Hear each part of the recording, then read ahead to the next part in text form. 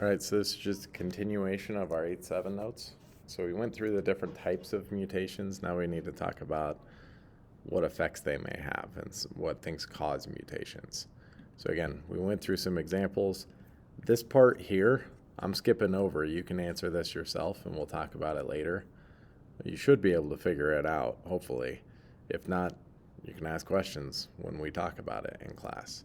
But the next step here is to talk about a few other ideas. Now, chromosomal mutations, I'm not really worried about this second one, the translocation one. So don't worry about the second check mark on the test, but definitely worry about this top one, right? So I don't care about the second one, but I care about the first one for sure, right?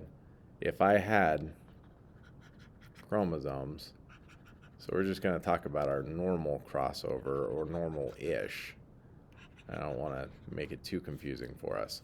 But remember, the idea was that I could have like A, B, and C on this chromosome, and obviously it'd be identical on the other side. And I'd have A, B, and C over here. Could be slightly different. Maybe I have the dominant B on this side, but I still have recessive A's and C's.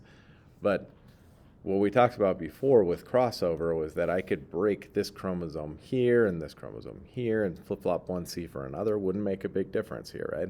I could break the chromosome up here and A for A, not a big difference, right?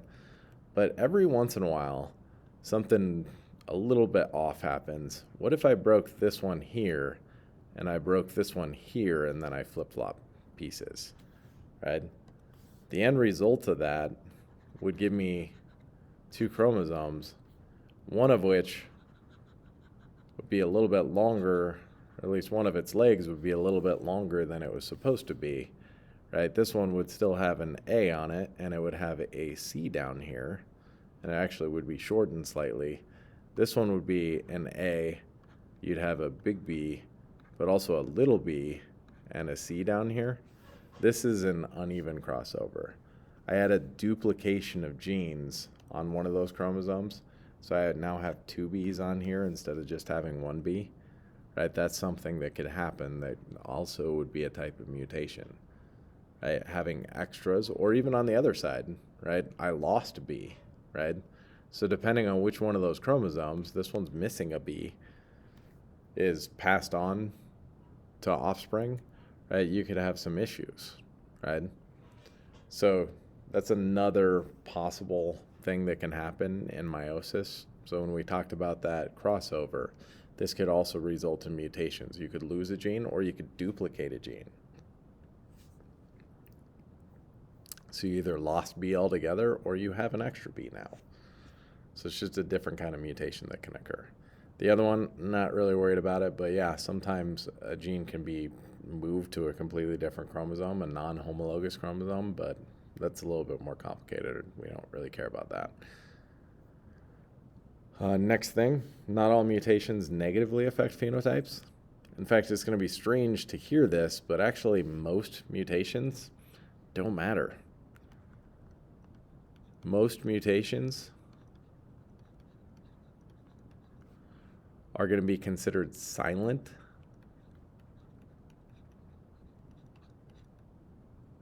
And I'll have to explain what a silent mutation means. A silent mutation means that it doesn't affect, there's no effect on a phenotype whatsoever, right? And there's two different ways that that can happen. It can either happen in non-coding sequences, which means, again, I have this piece of DNA back here, but the real piece of DNA has billions of bases up and down it, right? And only some of those bases are actually part of genes that are actually read to make proteins, right? Most of your DNA is actually just nonsense, right? Most of your DNA, like 98% of it or more, is non-coding, right? So when I talk non-coding, that might be like up to 98% of your DNA. So if you damage any of that, who cares? You don't use it anyway, right? So that would obviously have no effect on my phenotype. The other type of silent mutation is a little trickier, right? It's also a little bit interesting, right? It happens in the third position of a codon, right? Now, third position of a codon, if I go back to my example over here, I changed the third position of my codon here. I changed this U into an A, and it made a difference because this is a different amino acid than that one. But turns out I can actually change that U into something different. GAU brings in this ASP. Well, if I changed it into a GAC instead of a GAU or instead of a GAA, I would still bring this ASP in. Nothing happened, right? You should actually see that with a lot of different examples on our code, right? If I looked at just anything starting with UU, for example, right? It doesn't matter if it's UUU or if it's UUC. Both of those things are going to bring in a PHE. So you see that a lot. UCU, UCC, UCA, UCG, all of those are serine. It doesn't matter what the last position of the codon is sometimes. You could change it to whatever you want, and it's not really going to change anything. So these are examples of non-coding, or excuse me, these are examples of silent mutation because either non-coding DNA is affected or the third position of a codon is affected, and it really didn't do anything. So it depends on the change, because again, UU is that PHE, UUC is PHE, but as soon as I change it to UUA, now I got something different, right? That's going to be a leucine instead, LEU. So it depends on how you change it, but sometimes when you change the third position, it doesn't really have any effect.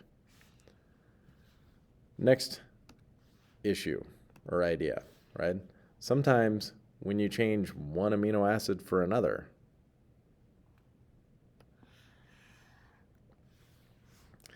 there's no noticeable effect. Again, this is what we call the missense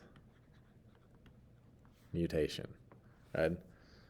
And a lot of times really doesn't make much of a difference, right? It could make a huge difference. There's actually a type of missense mutation that changes normal hemoglobin into a different shape that causes sickle cell anemia, right? So one little change can make a huge difference. It can change the shape of a blood cell and give you a debilitating disease, right?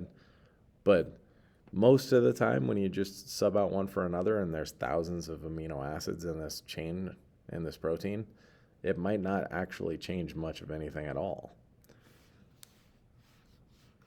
Next, we shouldn't always think of mutations as bad. Some mutations could actually improve a protein function, could help that organism, right?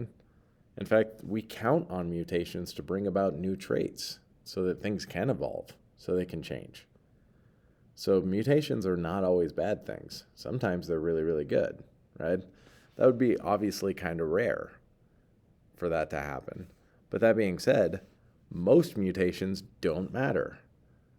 So again, when I have all these silent mutations or missense mutations that have no noticeable effect, right, we start thinking like a mutation is just automatically going to kill that organism, right? But in all reality, 98% of the time, again, it'd be a non-coding sequence and no big deal. And then another third of the time, you're changing the third position of a codon, no big deal, right? Or it's a missense and no big deal, right? Maybe you even made the protein better, so it's not a bad thing, it's a good thing, right? None of the issues on this slide so far are actually bad, right? But yes, a mutation could be super debilitating, right? It could cause major problems. And most of the time, those mutations are your nonsense. Let me change here real quick. Forgot I was using red. Nonsense. Typically really bad to stop early. All those frame shift ones, really, really bad, right? Those are the worst kinds of mutations. Those are the ones that definitely are going to cause problems. And again, they're not all that frequently occurring anyway, right? you have to make very specific changes to cause a nonsense mutation to occur. And it's actually kind of hard to add a base or subtract one without fixing it, because you'd actually have to break that base out of both sides of the DNA. Remember when I talked about losing this T here, right? Specifically, yeah, it's possible to lose that, but when the other side of the DNA still has an A, I'm pretty sure that it'd be pretty obvious that there's something missing here, that a DNA polymerase could come in and say, maybe I should put that T back in, right? It's actually hard to insert or delete a base in your DNA, because usually there's a nice little complement on the other side that can help you fix it. So again, kind of hard to do these things, but nonsense and frame shift are the most disruptive. They cause the biggest problems. And again, a lot of mutations don't matter, and a few of them every once in a while actually improve protein function, give you some new trait that actually helps you, benefits that organism. So don't just automatically think of mutations as bad. That's not true. Otherwise, mutations can be caused by many factors. You could have replication errors. Remember, that's only going to happen like 1 in a billion bases. And a lot of those things are going to be fixed, but not all errors can actually be fixed. You can have major damage that can't be fixed as easily. Excuse me. Again, if you did screw something up, likely, again, if I flip-flop change something here, remember originally I changed this A to a T so that it would bring in a U instead of a, right, whatever it was. Again, there'd still be a complement on the other side that was also a T, right? You could fix that, but if you have a T on both sides, right, I don't know if that drawing was helping or not, but if I had a T on both sides, I would know one of them is wrong. Right, let's say it's an AAT like this. So I know that something's wrong here, but I actually may or may not know which side is wrong.